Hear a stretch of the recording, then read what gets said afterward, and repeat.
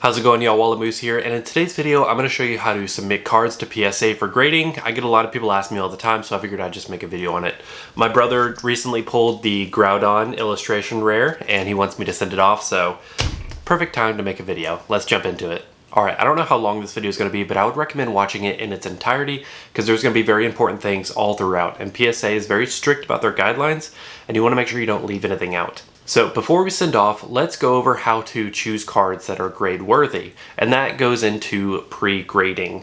So pre-grading is just evaluating your cards and looking for flaws to see anything that could maybe keep you from getting a PSA 10, and that goes into scratches on the surface, centering, which is very important. You can actually get a centering tool that you can frame over your card and see if it's properly centered. Now PSA just did increase their difficulty guidelines on centering. They're a bit more strict on having it perfectly centered and kind of getting rid of some leeway that they used to have.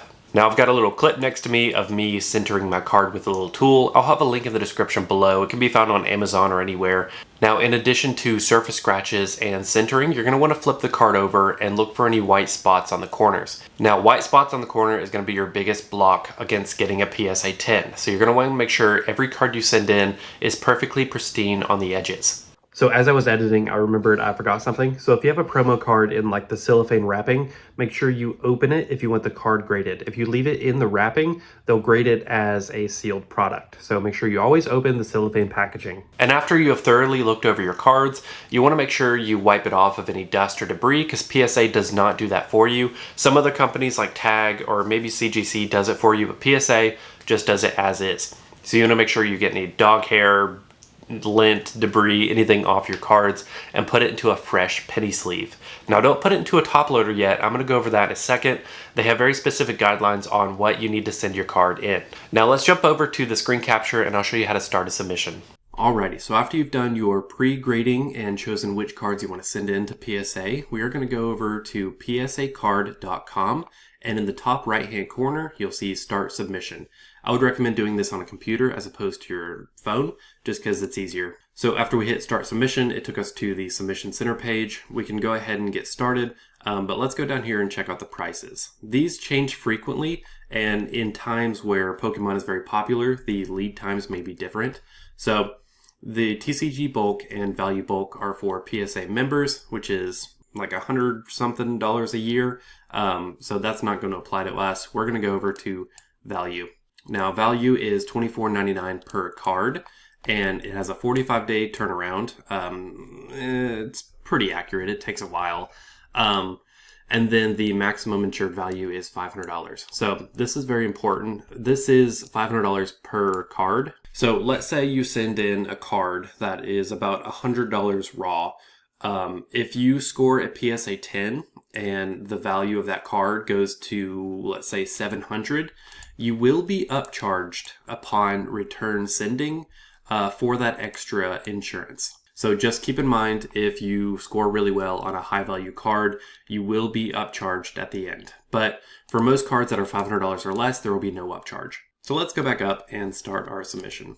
So I would recommend doing an assisted submission if this is your first time. If you want to go to Classic and it's more self-guided, sure, but let's do assisted submission. It's easier. So here's where we're going to add our cards. So let me go in here and add the cards that I'm going to send in. And it's very important that this is correct. So I'm sending in the Metagross illustration rare 178. So I just type that in and I want to make sure it's the correct one. You can hover over it to see a bigger image, and then you want to make sure it's the right language. So this is the English from Temporal Forces. Just look once over, make sure it's the right one. And we're going to do confirm. Okay, so I've added my 5 cards in. You can see 4 are English and I actually have 1 Japanese in here. So just make sure the languages are correct and the cards match. And we'll do continue to review. Okay, so we're just going to check over.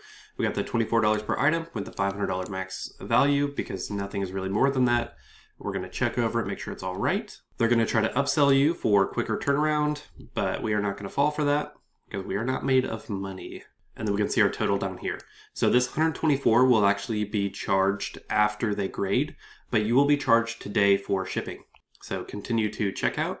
I would recommend, unless you are dropping off at a PSA event, which I don't have any near me. Sometimes those will be like at conferences and conventions and stuff like that. But we're going to purchase a prepaid label just because it's cheaper that way. And then PSA is very cool. They have a PSA vault. And so if you are in it for flipping and reselling, you can actually send your cards after they're graded to the PSA vault, and you can sell them on eBay directly without having to deal with inventory. Alrighty, so we are at the end, and as you can see, shipping is freaking ridiculous, but it's ridiculous for every company. So $20 inbound, $30 outbound.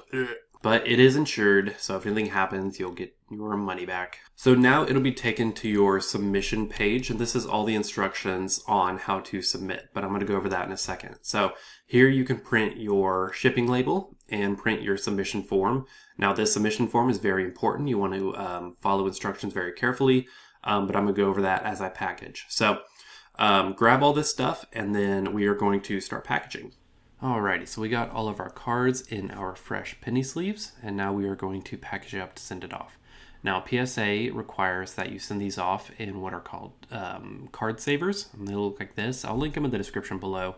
They're a little bit different than top loaders, as you can see. They're less rigid, they're a little bit bigger, and what I would recommend when putting your cards in is just pinching the edges and sliding your card in.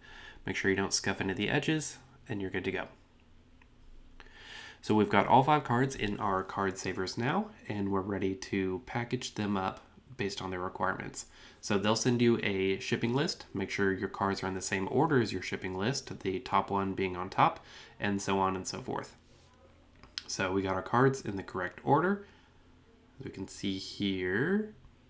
Now, along with your shipping list, there will be 2 other pages, so make sure you print off all 3. This will tell PSA that it's your order and who to bill it to and send it back to. Very important. Now, I would recommend sending these in a bubble mailer like this, as opposed to an envelope, just to keep your cards safe. And to package your cards, get 2 pieces of cardboard. We're going to put our cards on the bottom piece of cardboard and then put the other one on top. This keeps it rigid and keeps your cards from getting bent. Now, PSA recommends fully encasing these with rubber bands, but I only have one. So I'm going to put 1 rubber band double twisted around the middle, and then I'm going to tape the edges. Just whatever you can do to keep it secure. So as you can see, I'm just going to clip the edges like this. And then we're going to put our thing in the bubble mailer. Make sure you put your required print-offs in the bubble mailer as well.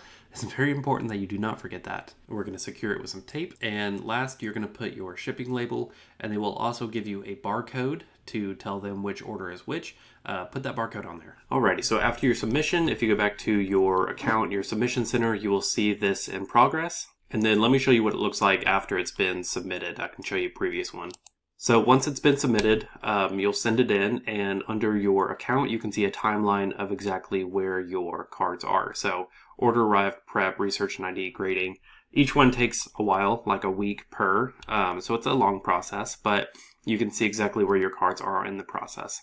And then once your cards are done, down here you can see what grade they got. Now you'll notice these are all 9s and not 10s. You may be wondering why, and that's because this is my first submission and I didn't do any pre-grading or pre-cleaning. So make sure you follow the steps in this video so you can get some 10s. And I'm hoping this submission that I'm sending in now will get 10s in the future. But I hope this video helped. Good luck with your submissions, and I wish you a lot of 10s in your future. Thanks for watching.